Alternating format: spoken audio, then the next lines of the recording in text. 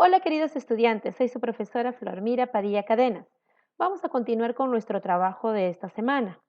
Recuerden, estuvimos trabajando sobre los textos descriptivos y el día de hoy vamos a trabajar sobre los textos descriptivos de objetos. Ahora, ¿qué es un texto descriptivo de objetos? Básicamente va a presentar los rasgos característicos de las cosas. ¿Está bien? Por ejemplo, en la parte de aquí te pregunta, cuando te piden que describas un objeto, ¿en qué fijas tu atención? Por ejemplo, en la forma, el tamaño, color, inclusive hasta su uso, ¿cierto? Entonces, ¿qué características tiene un texto descriptivo de objetos? Bueno, presenta tres características. La primera, que es la fidelidad. ¿Qué quiere decir? Que yo tengo que describirlo tal y como lo observo. No puedo exagerar, no puedo inventar una característica o no puedo de repente porque a mí me parece que si así sería mejor agregar unos detalles. No, tal y como yo lo observo.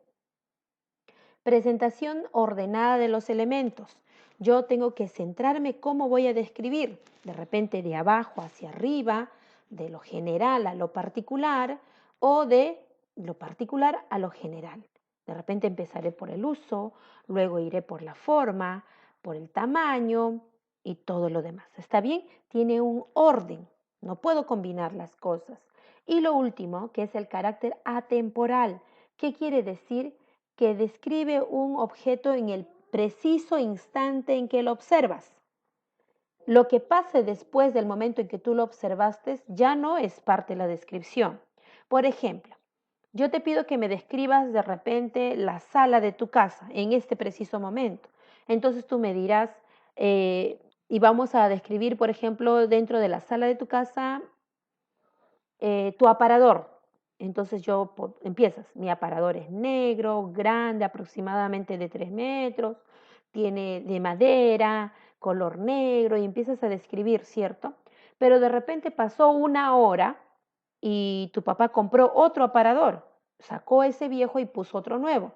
Entonces yo te pido que me describas el aparador de tu casa, entonces, ¿qué va a pasar? Ya no va a corresponder con las características anteriores, ¿cierto? Entonces, por eso es atemporal. Muy bien, continuamos. Por ejemplo, yo aquí les he traído un texto que es sobre la piedra Rosetta, una piedra que fue encontrada en la cual hay muchos misterios y ustedes van a descubrirlo leyendo el texto. Aquí, ustedes van a leer cada uno de los párrafos que yo les presento aquí. Van a ir subrayando las ideas más importantes que me van a servir luego para poder realizar o subrayar el texto, perdón, o elaborar las preguntas y responder las preguntas que me están planteando. ¿Está bien? Muy bien, van a hacer aquí la lectura correcta. Miren, acá me habla del peso, del tamaño y todo lo demás. ¿Qué es lo que van a hacer? Después de haber leído, ustedes van a responder si es verdadero o falso. Obviamente, si han leído correctamente, aquí van a responder. Aquí les dice, completa el esquema a partir de la información. El tamaño y el peso de la piedra Rosetta, justo yo les había mencionado. Aquí van a... ¿Cuál es la consecuencia? Debido al peso y al tamaño de esta piedra, ¿qué pasó? Algo pasó y eso lo dice en el texto. Dice, representa el contenido del texto leído a través del lenguaje audiovisual. Elabora una presentación digital que incluye imágenes del texto y audio. Muéstralo en el aula. Esta actividad, por favor, simplemente ustedes la van a elaborar presentando una imagen más, aparte de la que yo les estoy mostrando, sobre la piedra Rosetta. ¿Está bien? ¿Entendido? La pueden presentar como foto nada más, no hay ningún problema. 4. Completa el siguiente mapa semántico y resume el contenido del texto. ¿Qué contiene el texto? ¿De qué trata el texto? ¿Cuánto pesa? ¿Sí? ¿De cuánto pesa la piedra Rosetta? ¿Cuánto mide? Perdón, aquí me confundí. ¿De qué está hecha? También me dice la información. ¿Está bien? Eso está en el texto. 5. Subraya en el texto la idea principal de cada párrafo. Ya lo hicimos. Entonces esto ya está hecho. Dice, el propósito del autor se define como una intención y la motivación en la que en las que se ha escrito un texto determinado. ¿Cuál es el propósito de la piedra roseta? Aquí te explico. Existen cinco propósitos del texto. No sé cuál de ellas para ti cumpla este texto. La primera es informar, que quiere decir dar a conocer algo de información sobre determinada cosa. Lo segundo es entretener, o sea, darnos risa, causarnos alegría. El siguiente es prescribir, prescribir. ¿Qué quiere decir? Darnos una serie de pasos para poder hacer algo.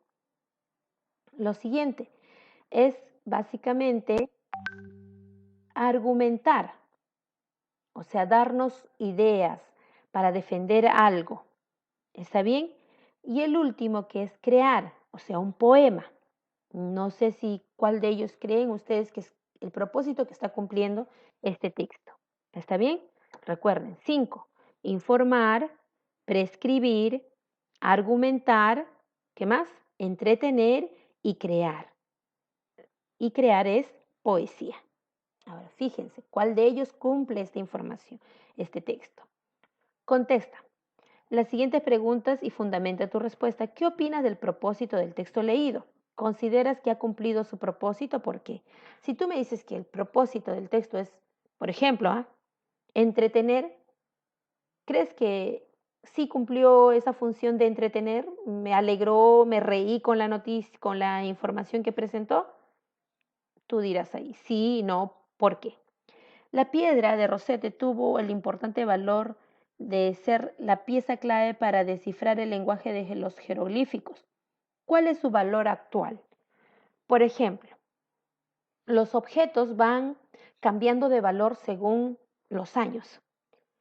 Por ejemplo, yo les comento algo. Mi abuelo tenía una moneda antigua. Él dice que cuando estuvo haciendo, este, trabajando en los caminos para allá, para llegar a mi pueblo, encontró esa moneda enterrada. Era una moneda de plata y otra de oro, que estaban en una bolsita, ¿ya? En ese tiempo, en el tiempo de mi abuelo, me dice que esa moneda, por ejemplo, cuando él quiso venderla, le costaba algo de 50, por decirlo así, nuestra moneda actual como 50 soles. ¿Está bien? Ahora, y la moneda de plata como 25 soles, lo que en ese tiempo eran intis, bueno, en la época de mis abuelos.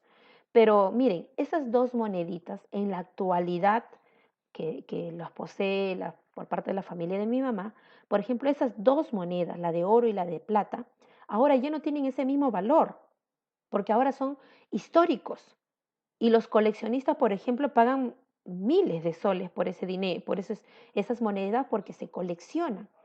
Muy aparte de que la cantidad de oro que ha sido empleada para acuñar y plata para acuñar esas dos monedas, el precio de esas dos monedas, mm, pues ahora ya no es ni 25 ni 50 soles, ahora ya pasa de los 20.000 soles inclusive. Ahí aparte del valor económico está el valor histórico. ¿Por qué?